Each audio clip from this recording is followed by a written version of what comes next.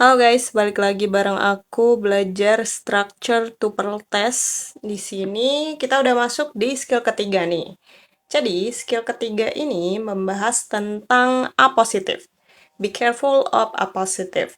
An appositive is a noun that comes before or after a noun after another noun and is generally set off from the noun with commas. Jadi, appositif itu adalah sebuah kata benda yang bisa berada di awal atau di akhir dari kata benda lainnya.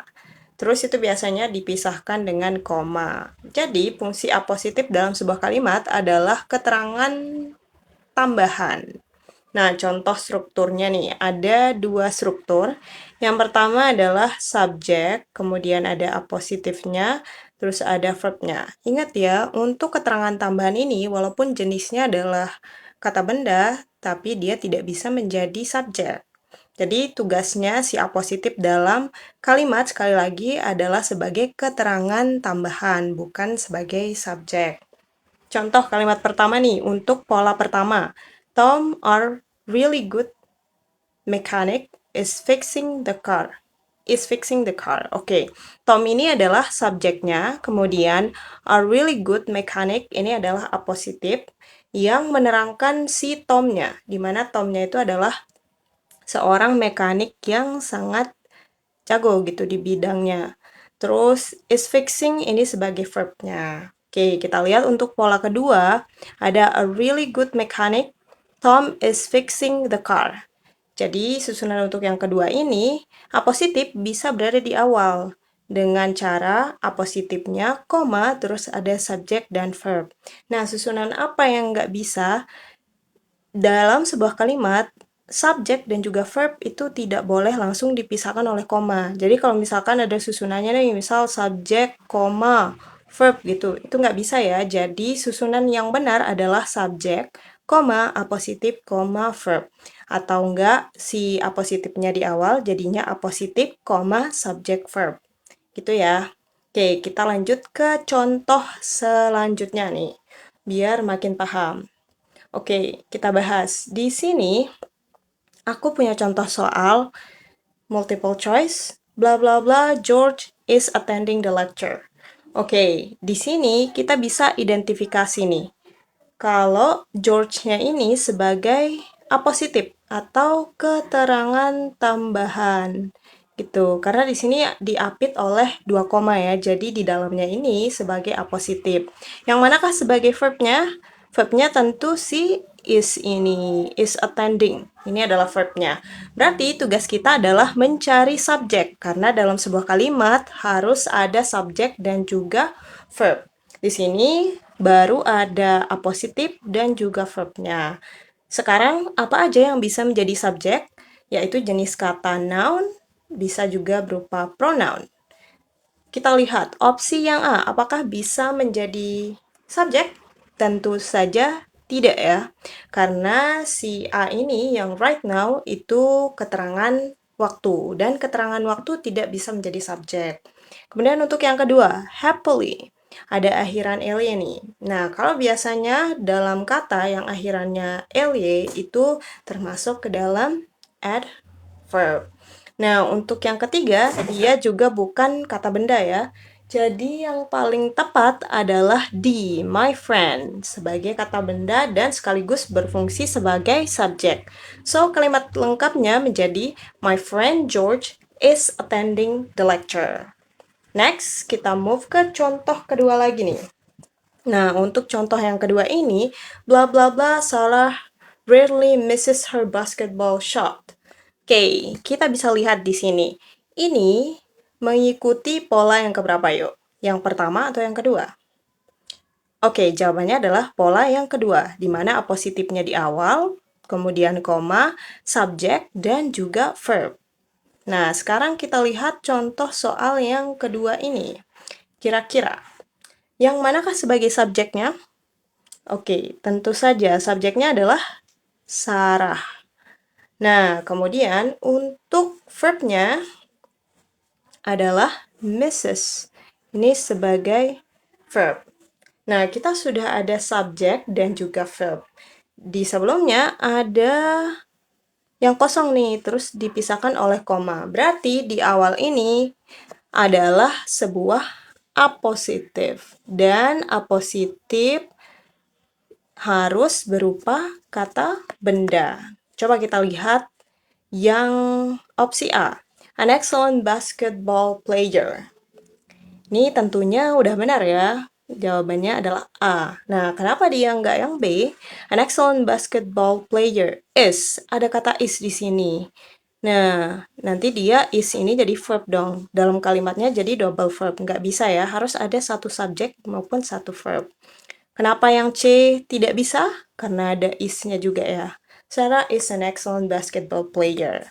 So, jawaban yang paling benar adalah A. Kalimat lengkapnya menjadi an excellent basketball player. Sarah rarely misses her basketball shot. Next, kita lanjutin untuk exercise skill ketiga. Oke, di exercise skill ketiga ini seperti biasa ada 10 soal ya. Terus nanti kalau kalian mau kerjakan, silahkan dikerjakan dulu di pause videonya. Terus habis dikerjain, tentukan correct incorrectnya. Terus nanti nonton video pembahasan ini, oke? Dan ya kalian kira-kira salah berapa nih? Untuk nomor 1, the son of the previous owner, the new owner is undertaking. Bisa kita lihat di sini, the son of the previous owner. Jadi untuk ngerjain struktur kalimat di bagian structure ini, sebenarnya kita tuh nggak perlu tahu semua makna dari katanya. Tuh, asalkan kalian tahu polanya ya. Bisa kita lihat, the son of the previous owner ini adalah subjek. Terus, sorry, ini sebagai apositif, bukan sebagai subjek. Kemudian, the new owner-nya ini adalah sebagai subjek dan is undertaking, itu sebagai kata kerja atau verb. Nah, sudah lengkap ya, ada apositif, the son of the previous owner, the new owner-nya sebagai subjek, kemudian is undertaking-nya itu sebagai verb-nya. So, di sini kita bisa bilang kalimat ini adalah kalimat yang betul. Betul apa betul? Nomor 2, the last semester, a friend graduated cum laude from the university. Nah, ada kata a friend diapit oleh 2 koma, berarti dia ini sebagai apositif. Terus graduated, ini sebagai kata kerjanya. Berarti kita udah temuin ada apositif, a friend, kemudian ada kata kerja, graduated. Di sini kita lihat last semester, seharusnya ini bisa jadi subjek ya, tapi sayang sekali last semester ini adalah jenis kata yang termasuk dalam keterangan waktu. Nah, karena dia keterangan waktu, jadi tidak bisa dijadikan sebagai subjek. Karena yang bisa jadi subjek itu hanya kata benda atau noun, kata benda atau kata ganti, pronoun. Gitu ya. Next, kita lanjut ke nomor 3. Kita lihat nomor 3. Valentine's Day, February 14 is a special holiday for sweethearts. Oke, Valentine Days ini Valentine's Day ini adalah sebagai subjeknya. Kemudian February diapit oleh 2 koma, ini sebagai apositifnya. Dan is ini sebagai kata kerjanya. So, udah lengkap ya Valentine Days sebagai subjek, kemudian is-nya itu sebagai kata kerja. Maka ini susunannya sudah benar. Mengikuti pola yang pertama atau kedua, yuk. Ini mengikuti pola, coba kita lihat, pola yang pertama, yaitu subjek, apositif, kemudian ada verb-nya. Next, kita lanjut ke soal number 4. Bentar ya, kita aktifin dulu nih. Soal number 4. Apakah benar atau salah? Coba kalian jawab dulu. Menurut kalian kayak gimana? Oke, kita langsung ya jawab di sini. Oke. At long last, the chief executive officer has dedicated. Oke, ada 3 yang bisa kita jadikan sesuatu nih. Coba kita lihat. The chief executive officer. Ini diapit oleh 2 koma, maka dia itu berfungsi sebagai apositif. Sedangkan untuk has dedicated ini sebagai apa yuk? Sebagai kata kerja atau verb gitu. Nah, at long last bisa nggak kira-kira jadi subjek? Tidak bisa ya, karena ini bukan kata benda. Berarti the chief executive officer-nya itu positif, has decided itu sebagai kata kerjanya. Dia kurang subjek atau missing subject. Maka kalimat yang ini itu kita katakan sebagai kalimat yang incorrect. Terus yang di atasnya tadi correct gitu. Next, kita lanjut ke soal nomor 5. Tonight's supper, leftovers from last night, did not taste any better tonight than last night. Nah, kita bisa lihat nih, ada yang diapit oleh 2 koma, berarti dia berfungsi sebagai apositif. Ini jelek banget ya tulisanku. Nah, tonight's supper ini sebagai subjeknya. Kemudian yang mana nih verbnya? Verbnya adalah did. Oke, sudah lengkap ya subjek, terus apositif dan juga verbnya. So this one is correct. Next, let's move to the question number 6. The only entrance to the closet, the door was kept locked at all time. The only entrance to the closet. Oke, kok gini ya? Oke, kita garis ya. The only entrance to the closet. Ini tentu saja sebagai apositif, keterangan tambahan. Nah, sedangkan the door ini sebagai subjeknya. Kemudian was kept ini sebagai verbnya. Karena ada subjek dan juga verb, berarti ini kalimat yang benar. Nah, ingat ya, untuk apositif itu sifatnya hanya keterangan tambahan. Jadi boleh kalau sebuah kalimat tidak ada apositifnya. Yang penting ada subjek dan juga verbnya. Okay, number 7.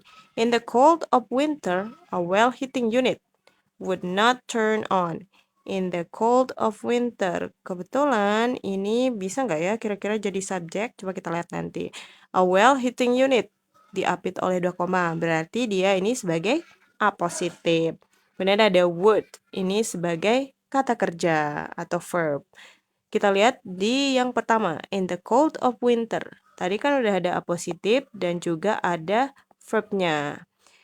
Tinggal kurang subjeknya. Cuman yang di awal ini coba diperhatikan dan ingat-ingat sekali lagi di skill yang kedua kita udah bahas tentang object of preposition. Dimana kalau diawali oleh preposisi, entah itu in, on, at, dan lain sebagainya, maka dia ini sebagai object of preposition. Jadi tidak bisa menjadi subjek. Karena di kalimat ini tidak ada subjeknya, maka number 7 is incorrect. Alasannya adalah karena missing subject. Number 8. The new tile pattern, yellow flowers on a white background, really brighten up the room. The new tile, oke, kita garis dulu ya. Nah, di sini ada diapit oleh 2 koma, berarti ini sebagai apositif. Oke, betul. Bentar.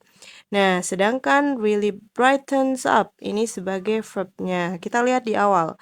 Ini bisa nggak menjadi subjek? Apakah ini kata benda? Oke, ini sebagai kata benda ya, berarti benar. Apakah di awalnya ada preposisi? Enggak ya, the itu bukan preposisi. Berarti karena the new tile pattern ini adalah kata benda, kemudian bukan juga diikuti oleh preposisi, dia bisa menjadi subjek. So, this one is lengkap. Ada subjek dan juga ada verbnya. Nomor 8 is correct. Next, number 9. The high-power computer, the most powerful machine of its type, blah blah blah was finally. Oke, kita lihat di sini. Sebenarnya ini kalimat sudah lengkap. The high-power computer ini sebagai subjeknya. Nah, kemudian the most powerful machine of its type ini sebagai apositif. Sedangkan was finally sampai sini ini sebagai verbnya. Tapi ini kalimat yang masih kurang tepat ya karena dia missing comma. Dia nggak ada koma di sini. Karena apositifnya ada di tengah, seharusnya dia diapit oleh 2 koma. Seperti ini. Seharusnya di sini ya. Komanya tuh ada di sini. So, the high power computer, comma, the most powerful machine of its type, comma, was finally, bla bla bla. Nah, seperti itu ya. Karena ini kurang koma, berarti kita anggap ini incorrect. Number 10, a longtime friend and confidant, the psychologist was often invited over for Sunday dinner. A longtime friend and confidant ini sebagai A positif. Kemudian untuk di bagian the psychologist ini sebagai subjeknya dan was often invited ini sebagai verbnya. Karena sudah ada subjek dan verbnya, maka ini kalimat yang sudah benar atau correct. Itu dulu untuk skill ketiga dan ayo kita lanjut ke skill keempat.